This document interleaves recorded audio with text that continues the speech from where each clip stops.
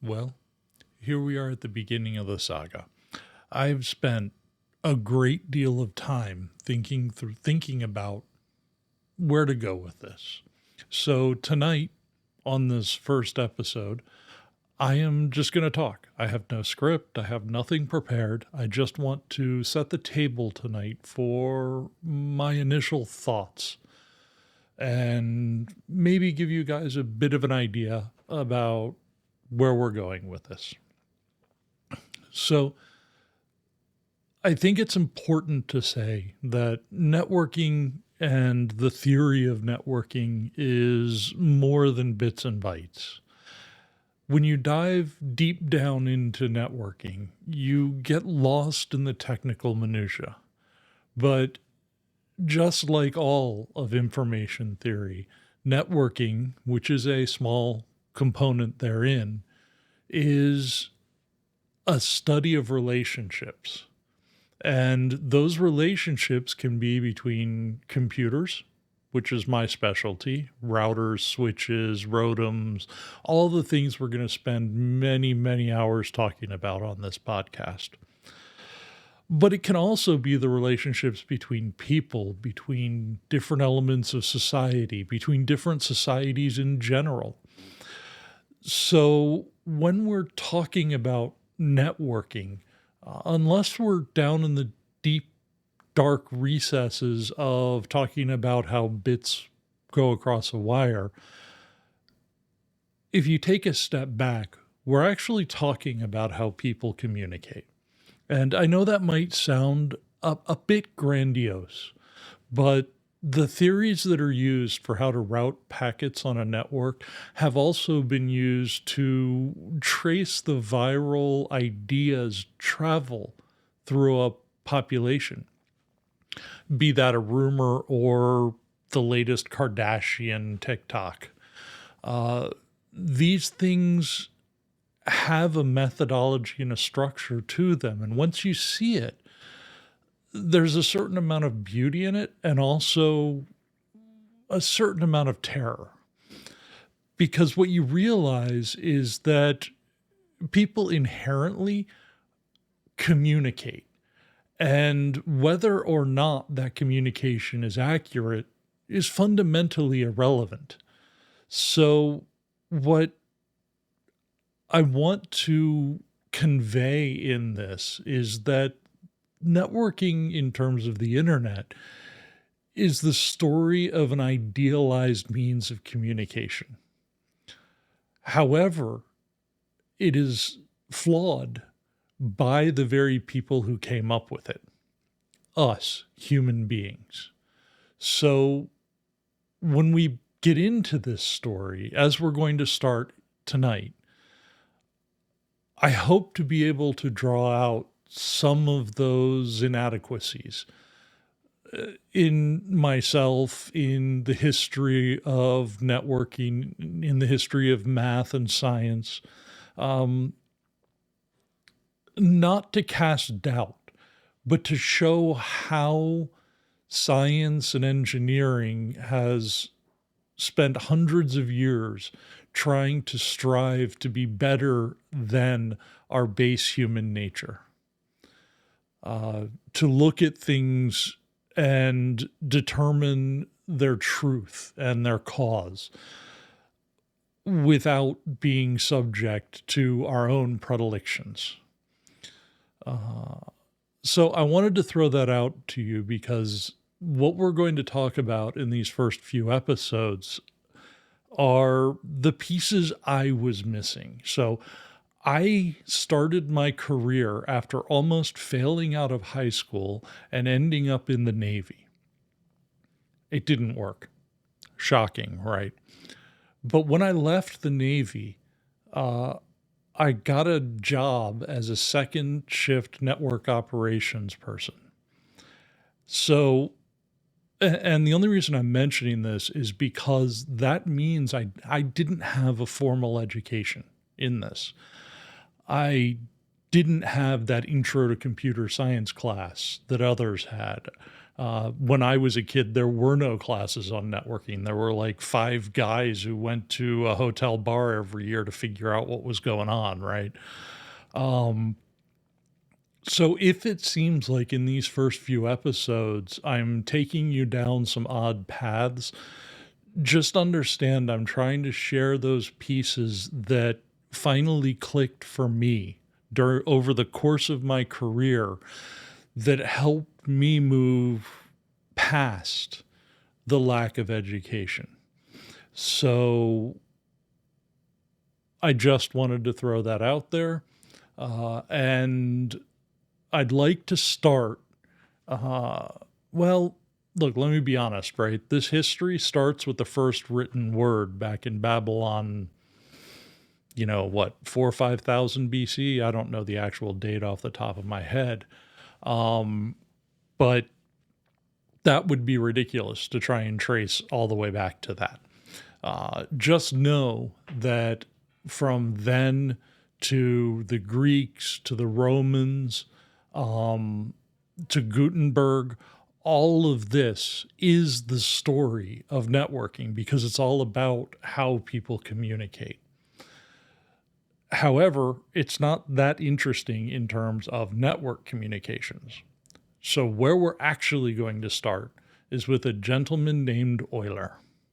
Now, in the 1300s, he was one of those key mathematicians. And as I said, I'm not formally trained, so I would encourage, if after this you want to go look more in depth than anyone I mentioned, please do.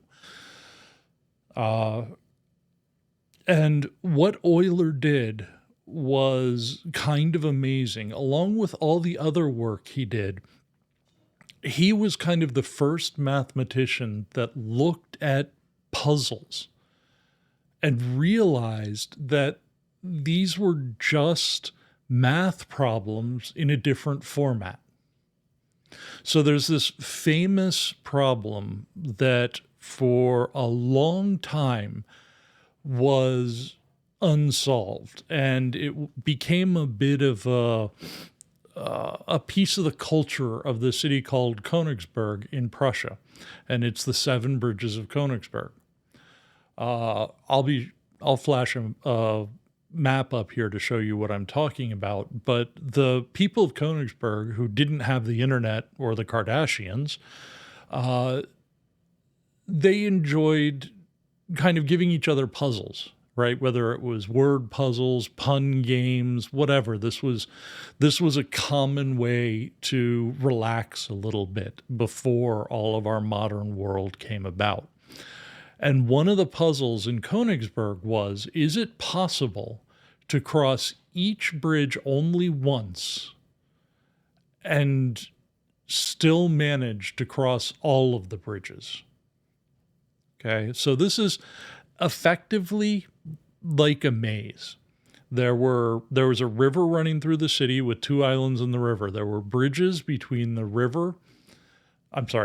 islands and the shore, and there was a bridge between the 2 islands. And the logic game here was, can you construct a path that gets you across all of the bridges in the city, but never repeat one? And no one had ever done it. It turns out it's not possible. But Euler looked at this and thought, I wonder if we can apply mathematics to this. And he did.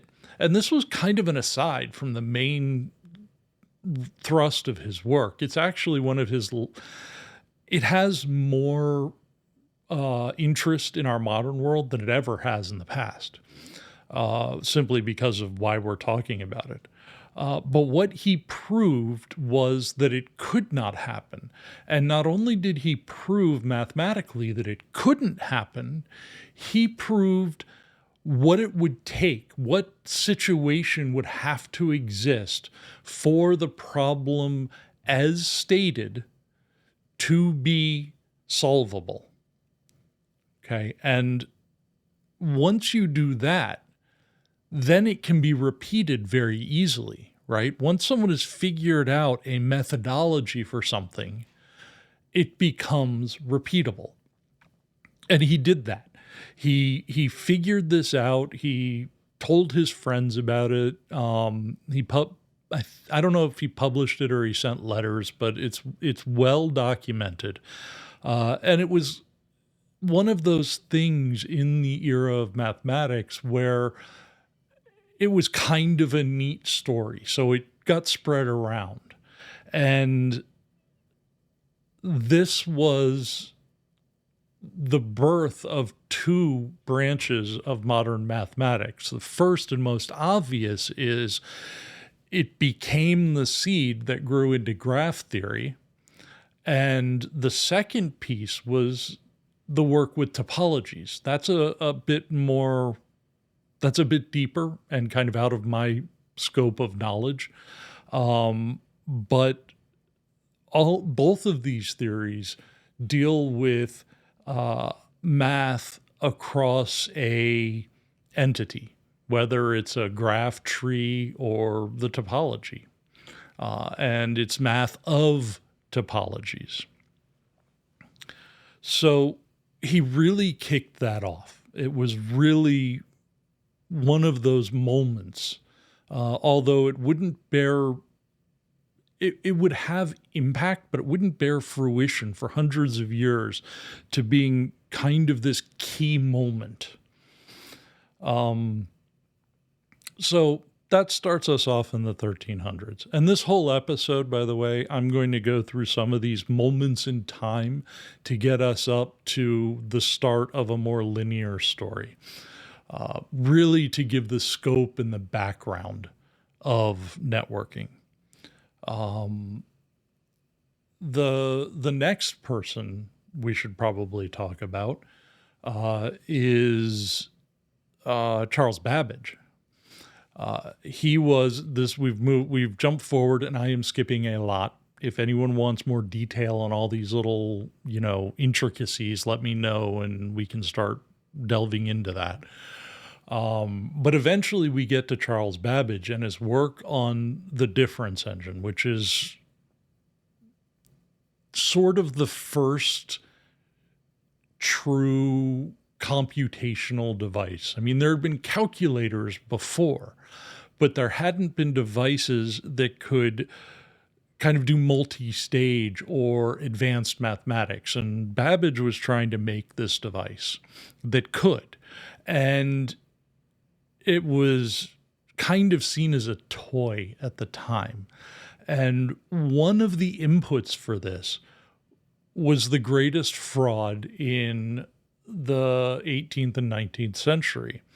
It was the Turk, right? The chess playing robot, which actually turned out to be a very complex, hiding place for a small master chess player who was actually controlling the robot, right? This fraud, he played Napoleon, he played for 100 years, this thing was touring around randomly. And it was absolutely and completely a fraud.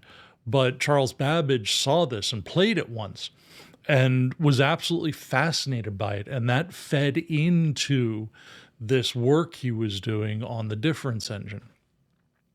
As an interesting aside, one of the people working to prove that this was a fraud was Edgar Allan Poe. Just saying, history's weird, man. All right.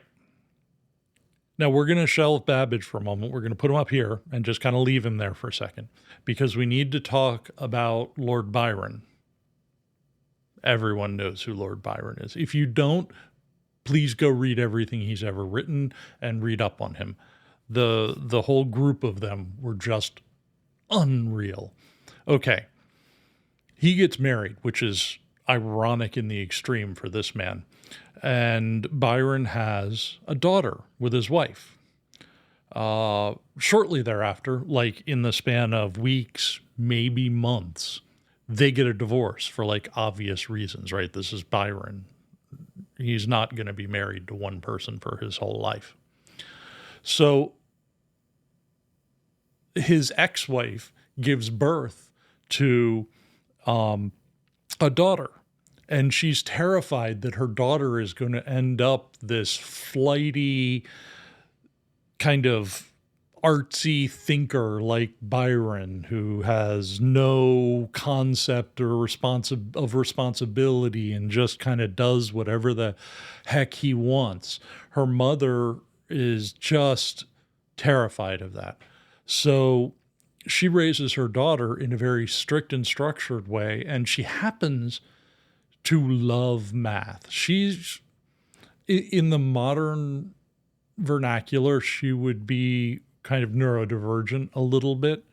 Her daughter was not, but she was just fixated on mathematics. She thought mathematics was the way to live a good life, right? Everything just logical, regimented, numbers mean what numbers mean kind of stuff, right? And the more you worked with math, the less likely you were to be, in our vernacular, one of those dirty hippies, right?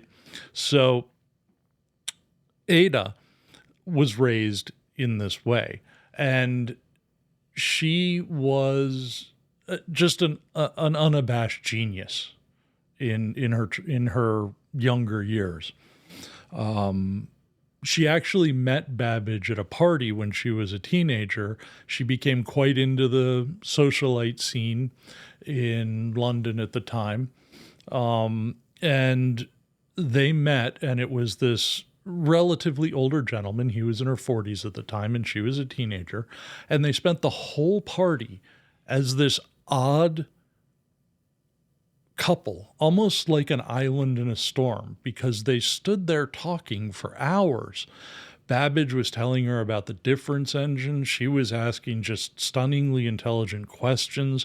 And this formed a friendship that would kind of define definitely Babbage's life and a little bit Ada's life.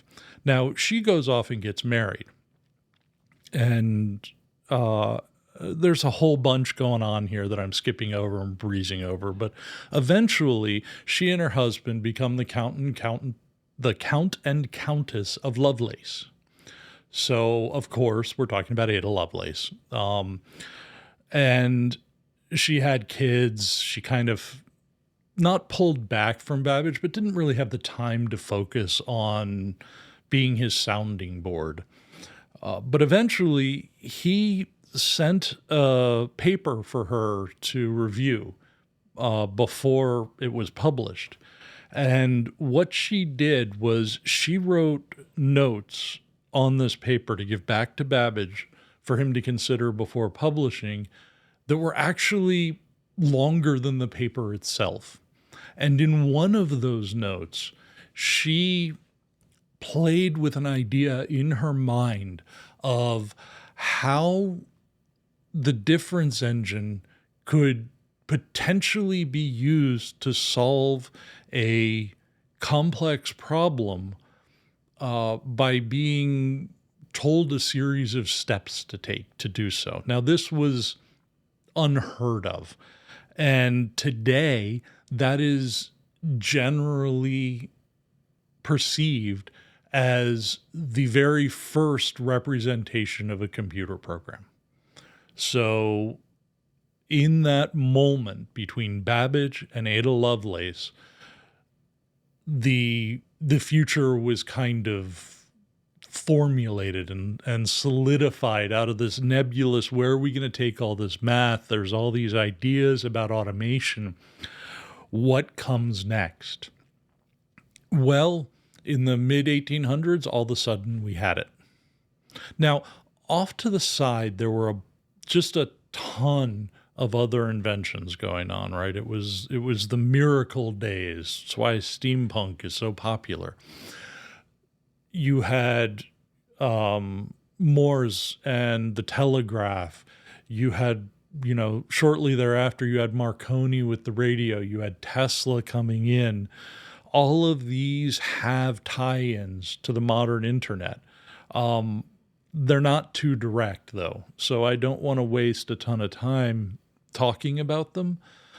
Maybe at some point in the future, we can discuss these weird little kind of paths and turns, and how four different things grouped together to really give us the start we needed in the internet. For the moment, I would like to fast forward from the mid 1800s, and let's take a brief aside on the telegraph, because to me, the telegraph is the granddaddy of everything when it comes to our modern communication structure. When you combine the telegraph with the radio and the work Marconi and Tesla and everyone else were doing, that's it. That's where it all started. And interestingly, when we get into line coding and how we actually transmit information, the most fascinating part of that to me is that Morse code really, really defined that before they even knew what they were trying to do, right? They had to solve a similar problem, and they solved it just so elegantly that it's very nearly a precursor to a modern network connection. All right, so let's get to the 1930s, and we're right up against the kind of start of our official story, which will be post World War II. In the 1930s, we had two people who just absolutely changed the world. I'm relatively sure you'll have all heard of one of them. And you even are probably shouting out right now, you know who it is, right? It's Turing with his paper in 1936, where he laid out and he wasn't even trying to create computers, right? All of these are stories of people who were faced with a problem, try to solve that problem without knowing what comes next, right? This is the value of pure research. This is why we do it, because we don't know what benefits we'll get from knowledge. So knowledge, by definition, is a boundless source of benefit. And it's worth pursuing in and of itself. So his paper, he was trying to solve a particularly perplexing problem of the day. And it almost doesn't really matter what that problem is. I'll definitely do an episode each on these two gentlemen, so we'll get into the details. But just understand that the method he used to answer that question is the foundation. It built on what Ada did, and it took it to a whole nother level. Okay. Interestingly, that wasn't the end of Turing, right? Everyone's seen the movies. Everyone knows the stories about Bletchley Park. But there is one thing a lot of people don't know, which is his 1950 his paper in 1950 on computers and intelligence. How would you know if a computer is independently intelligent or not? What does intelligence mean? This was another absolutely seminal paper and is becoming more and more important with each passing day in our modern world. And his story is just so abysmally sad. But again, we'll do a full deep dive on that. The other person that we should talk about is Claude Shannon. Now, almost no one I talk to has ever heard of him. In fact, give me just a moment here.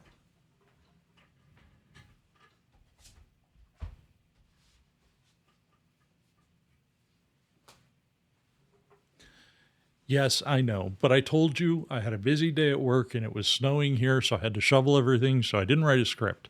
You're going to deal with what you get tonight, my friends. All right. So, this book, A Mind at Play, if you have any interest in modern communications of any sort, you need to understand who Claude Shannon is.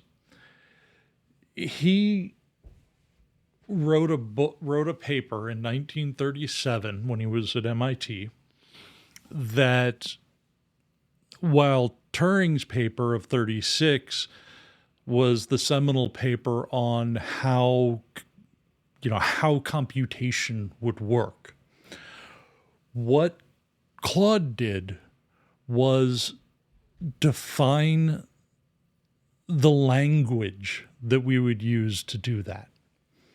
His work on binary representation and binary communication was absolutely the single most important step we took towards modern communication. Let me give you a bit of an example on this one. In the 1930s and 40s, and obviously we had a war going on, so no one's thinking long term. But as soon as the war ended, and I'm not sure exactly the date, but somehow, and again, I'll do a whole episode on this, Claude ended up at Bell Labs, a company, a piece of AT&T. And this is one of those, I inherently have an issue with the idea that corporations drive innovation. I think that is a partial truth. And this is one time when I will say that's part of the truth, because what the work that happened at Bell Labs was seminal. It was the group of people at Bell Labs who AT&T hired when they were a monopoly, and they basically just got them all in a building in New Jersey, the brightest minds that they could hire, and said, go think at things and see what you come up with. The only rule they had was that if a Bell engineer came to them and said, hey, I have a problem, the only rule was they had to listen to the engineer's problem, and then they had to spend time thinking about how it might be resolved. That's it. They didn't have revenue requirements. They didn't have anything. It was basically this: get these incredibly smart people together and see what they come up with. And Claude, along with others, right? He wasn't the only one, but his paper from 37 became the foundation that would solve the biggest problem of the era at that time, which was all communication in that day was basically a pair of copper wires. So when we talk about this a bit further, I'll drag some pictures out. But if you looked at these exchanges or these long distance phone routes, they were, some of them were a meter around bundle of those little twisted pair phone wires. And AT&T realized that there was no way this infrastructure would scale. There wasn't enough copper on the planet to fuel the need for more and more phone connections, more and more undersea cables, right? It was just, they were running up against a brick wall. And what the guys at Bell Labs did was, over the course of a very short period of time, they created the idea that, hey, we don't have to keep this phone call as an analog connection. If we make this phone call digital, again, going back to his prior work on digital communications, we can then combine a bunch of these analog calls, turn them into digital calls, and utilize a infrastructure to transmit those from end to end. This will allow us to group them together. Now, in the very beginning, we're not talking about a network as we think of it today. In the very beginning, what they were doing was, well, let's wrap this up by talking about, so a T1 is a piece of telephony. Well, it's a telephony circuit, okay? It's two pair. But on that two pair, you can have 24 individual phone calls routed. So just by creating this idea of, if we take 24 analog calls, we turn them into digital calls, we sample them down because we don't have to carry. So another piece of analog is that it carries all of the information, even the information humans can't hear. So there's a tremendous amount of waste in those two, in that analog signal. So if they take that analog signal, they filter it, they turn it into binary, and they stuff it onto this, into this 64 kilobyte channel, then all of a sudden they get a 12 times capacity. 12 times because a T1 is two pair. So for every two pair, they'd get 24 channels. And then it becomes possible, as computing advances, and we'll definitely cover this in depth, to start switching those phone calls without having to create an end-to-end copper connection, right? Because the digitization of communication, you talked to the operator, you dialed the phone, whatever you did, somehow it went into a mechanical switch, and it would move all the little pieces it would move this disk inside and connect your phone to the right next one. And then the next switch would move a physical thing around and connect. And eventually that daisy chain would get you all the way to who you're trying to talk to. With the digitization, all of a sudden it became possible to do things like get bigger and bigger and bigger circuits. It was the start of what we use today in the internet.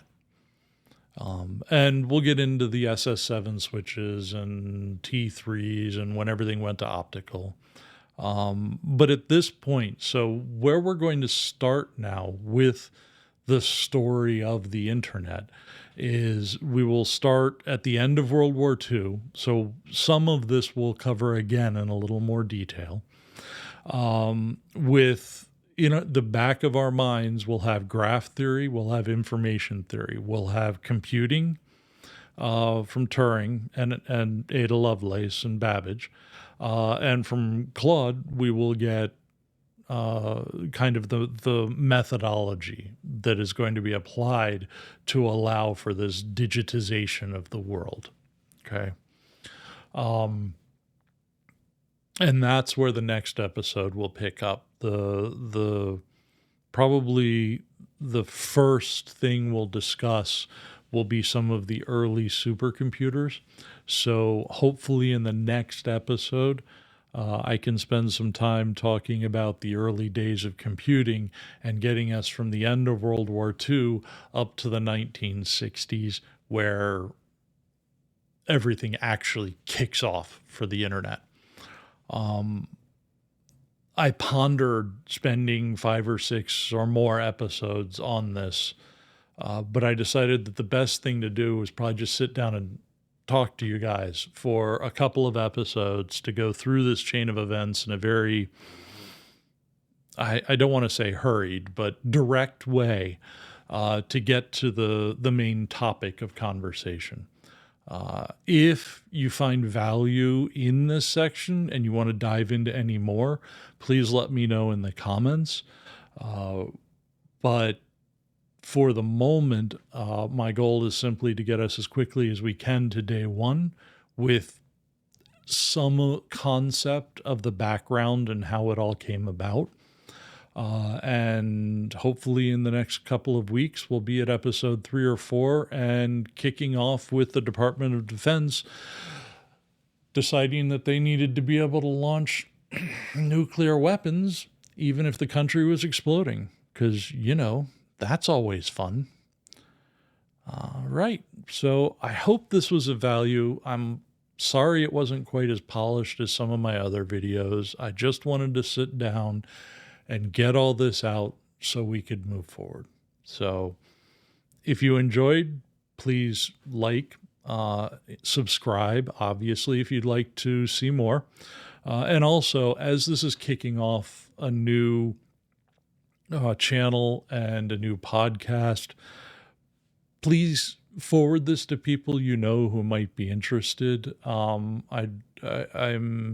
very interested in building a community here of people who are both other experts and interested parties so we can exchange thoughts and ideas as this all goes along.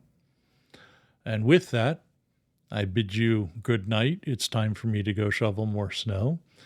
I will see you in the next episode. Thank you.